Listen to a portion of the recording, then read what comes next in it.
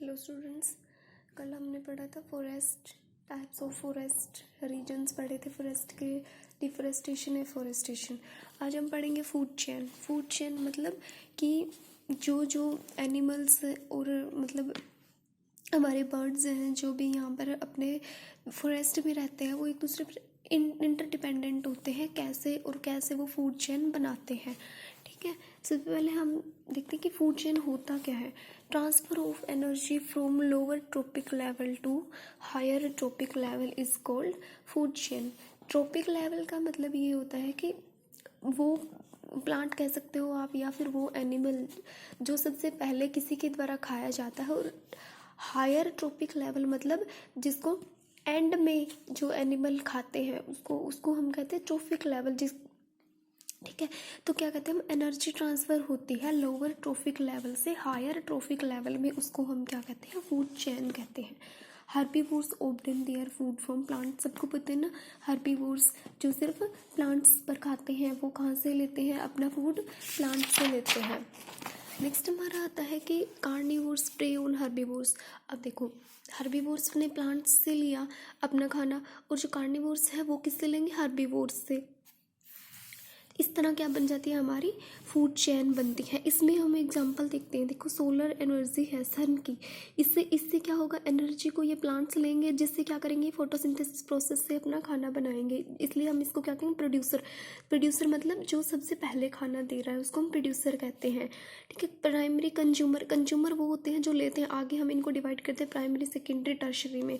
ठीक है, तो प्राइमरी कंज्यूमर कौन से हैं, जो इनके ऊपर ईट करते हैं, जो ग्रासेस वगैरह को खाते हैं, वो आप इंसेक्ट ले सकते हो। सेकेंडरी कंज्यूमर है फ्रॉग, जैसे फ्रॉग इंसेक्ट्स को खाते हैं। और सेकेंडरी कंज्यूमर फिर आ गया आपका क्रो, या कोई और भी बर्ड आ सकता है, वो किसको खाएगा, फ्रॉग को खाएगा। और एंड में क्या होता है, जब ये डेड हो जाते हैं तो इसके बाद में क्या होता है, ये डिके जब होते हैं और डिके होके जब ये सोइल में मिक्स हो जाते हैं तो वो उस प्रोसेस को हम क्या कहते हैं, डीकम्पोजर्स, जो इनको सोइल में मिक्स करते हैं। ठीक है, डीकम्पोजर्स को डिटेल में हम पढ़ेंगे बाद में। तो ठीक है, ये हमारा क्या आ गया, flow of energy in a food chain. Food chain में एनर्जी फ्लो हो रही है, फ्लो हुई ना एनर्जी, सोलर एनर्जी से प्लांट्स ले लिया, प्लांट से प्राइमरी कंज्यूमर ने, secondary consumer, further secondary consumer, इसको टर्शरी कंज्यूमर भी कह सकते हैं, और फिर डीकम्पोजर। तो एनर्जी ट्रांसफ़र हो रही है ना, ये एनर्जी फिर से सॉइल में मिक्स हो गई, और ये एनर्जी फिर से क्या है, यहाँ पर हमारे प्लांट्स ग्रो होंगे, फिर से इसको यूटिलाइज कर लेंगे। तो ये हमारी जो चेन है वो ये चलती रहती है। नेक्स्ट आता है फूड वेब। फूड वेब किसे कहते हैं, जब दो या फिर उससे ज़्यादा फूड चेन मिक्स होती है ना, उसको हम कहते हैं फूड वेब। वेब का मतलब होता है जाल, और वो जाल बनता कैसे, जब दो या दो से ज़्यादा फूड चेन मिक्स होती है। तो हम इसको ये भी कह सकते हैं, intermixing of food chain is known as food web. irregular transfer of energy from herbivore to higher trophical level is known as food web। ये भी कह सकते हो कि इसमें क्या है, इसमें तो हमारा क्या है, एक रेगुलर मैनर है, इसमें हमारा होता है इरेगुलर मैनर, इरेगुलर वे में ट्रांसफ़र होती है। ठीक है, मतलब दो तीन फूड चेन मिक्स होएगी तो ऑब्वियस सी बात है कि इरेगुलर हो गई, तो उससे जब एनर्जी ट्रांसफ़र होती है ना हायर ट्रॉफिक लेवल पर, उसको हम कहते हैं फूड वेब। इसको देखते हैं हम, यहाँ से समझ में आएगा। प्लांट्स है, इनको इंसेक्ट्स खाएंगे, इसको फ्रॉग भी खा सकता है, इसको रैट भी खा सकता है, और इन प्लांट्स पे डायरेक्ट रैट ईट कर सकता है। ठीक है, और ये यहाँ पे भी देखो, इस प्लांट को ये स्क्वेरल भी खा सकती है, ये वाले इंसेक्ट्स भी खा सकते हैं। फर्दर ये इस फ्रॉग को ये आउल भी खा सकता है, और ये स्नैक भी खा सकता है। हो गई ना ये अल्टरनेट, मतलब इनडायरेक्ट या इरेगुलर वे में ट्रांसफ़र हो रही है ना एनर्जी। यहाँ पे ये स्क्वेरल है, स्क्वेरल को ये वोल्फ खाएगा, ये इसको भी खा सकता है, और इधर से डायरेक्ट इसको रैबिट ईट कर रहा है जो इस प्लांट पे, इसको भी डायरेक्ट ये खा सकता है, और ये स्नैक जो है ये इसको खाएगा ओल को। तो समझ में आ रहा है ना कि इरेगुलर मैनर में एनर्जी ट्रांसफ़र हो रही है, तो उसको हम क्या कहते हैं, फूड वेब कहते हैं। Decomposing, decaying bacteria convert animal and vegetable waste into humus.